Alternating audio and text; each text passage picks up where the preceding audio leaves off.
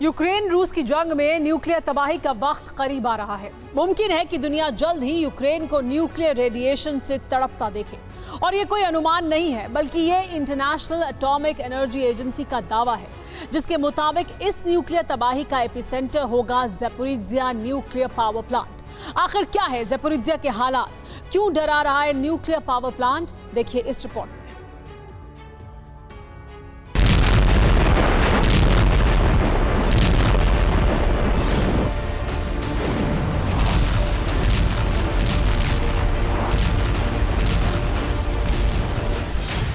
रूस से उठा इन बवंडर, विनाश के बादल यूक्रेन पर।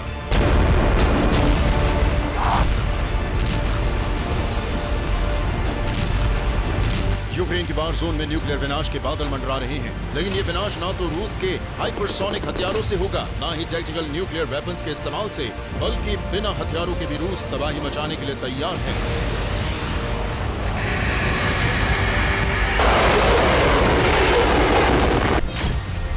तो क्या रूस फादर ऑफ ऑल बम गिराएगा? क्या रूस अपने बम से यूक्रेन की ऑक्सीजन सोख लेगा? या फिर क्या रूस का कोई सहयोगी न्यूक्लियर हमला करने जा रहा है? ये सवाल उठना लाजमी है, क्योंकि रूस की स्ट्रेटेजी में बिना हथियार इस्तेमाल किए न्यूक्लियर अटैक की तैयारी शामिल है।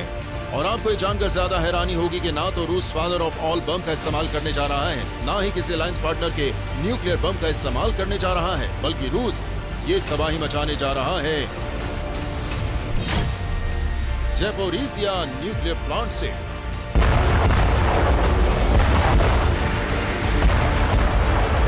आपने बिल्कुल सही सुना, वो वक्त बहुत करीब है जब ज़ैपोरिज़िया न्यूक्लियर प्लांट के रिएक्टर फट जाएंगे और यूक्रेन न्यूक्लियर रेडिएशन से धीरे धीरे पूरी तरह तबाह हो जाएगा। ना तो ये आकलन है, ना ही विशेषज्ञों का विश्लेषण, बल्कि रूस ने ज़ैपोरिज़िया न्यूक्लियर पावर प्लांट को तबाह करने की दिशा में कदम उठा दिए हैं।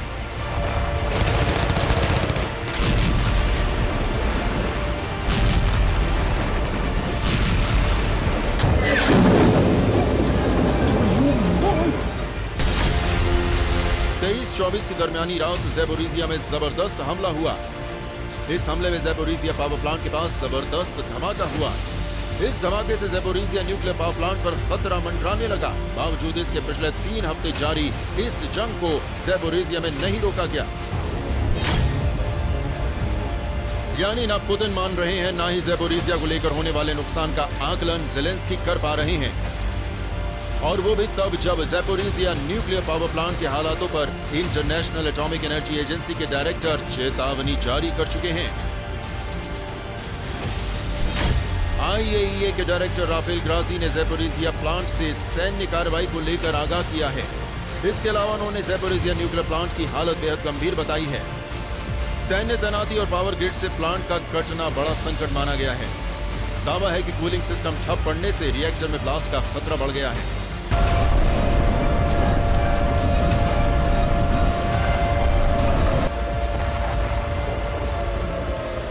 दरअसल 9 मार्च को एक रूसी मिसाइल के अटैक में पावर प्लांट की सप्लाई लाइन ग्रिड से कट चुकी है और सैन्य जमावड़े की वजह से इसे बहाल कर पाना करीब नामुमकिन हो गया है।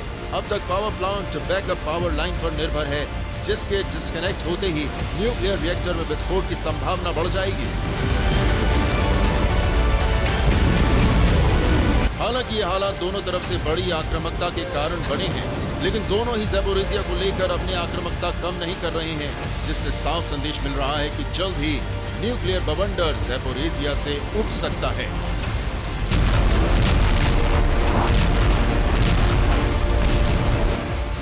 Bureau report, TV9, Bharatvarsh.